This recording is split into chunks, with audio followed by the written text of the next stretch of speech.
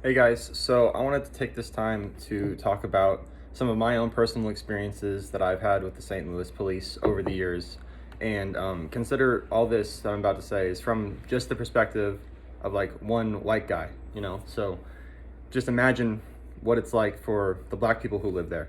But basically, the first time I remember seeing with my own eyes the racial injustice given out by the police there was when I was 17.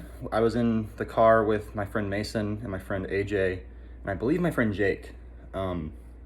So basically, three white kids and one black kid, and we were driving through Ferguson to pick up my friend AJ and hang out with him for the day.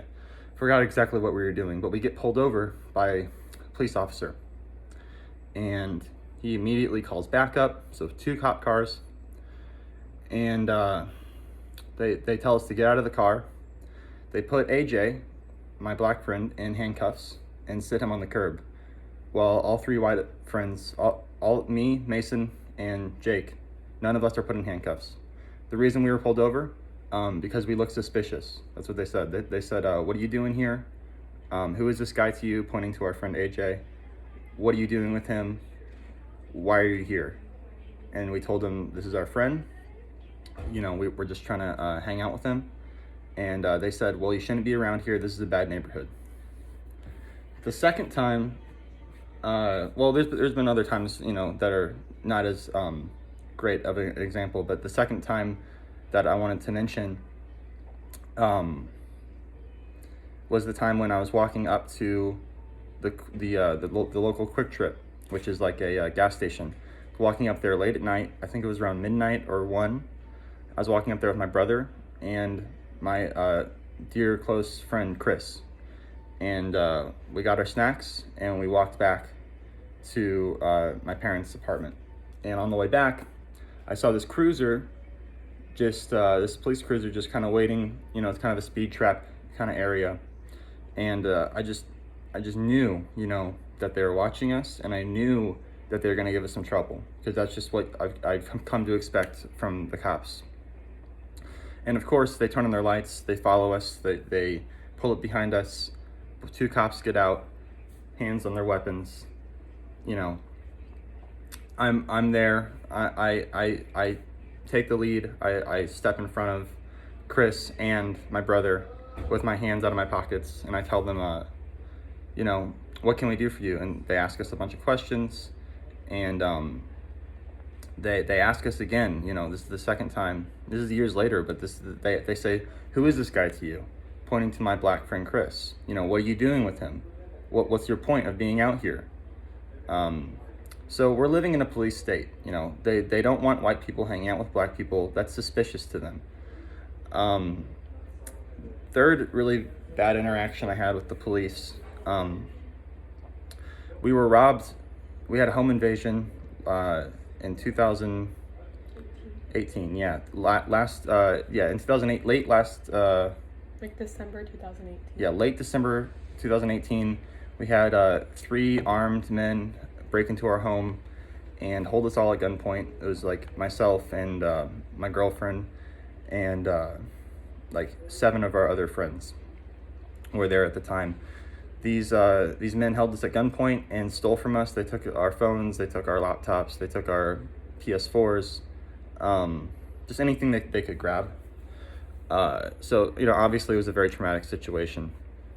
And we called the police, and, you know, the police show up.